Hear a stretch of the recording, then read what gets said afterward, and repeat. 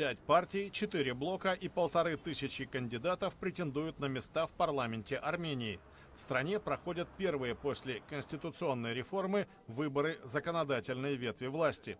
На них ведется электронная регистрация и прямая трансляция с избирательных участков. Будут опубликованы списки проголосовавших граждан.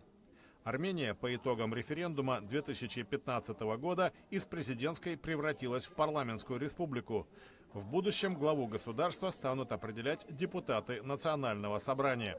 Нынешний президент Серж Саргсян возглавляет республиканскую партию. Главной задачей он считает обеспечение безопасности страны. Нет ничего более ценного, чем мир, и мы сделаем все возможное, чтобы установить мир на наших границах и чтобы эти границы были неприкосновенны. Крупный предприниматель Гагик Царукян возглавляет оппозиционную партию «Процветающая Армения» и блок своего имени.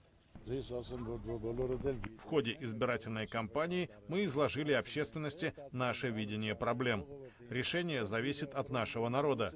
Люди скажут, какую Армению они хотят увидеть 3 апреля. Политические перспективы страны пока туманны для ереванца Гургена Барикяна. С изменением Конституции, естественно, меняется политический строй.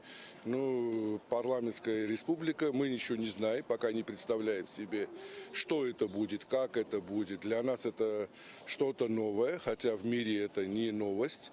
Но в каждой стране, в каждом государстве бывают свои нюансы.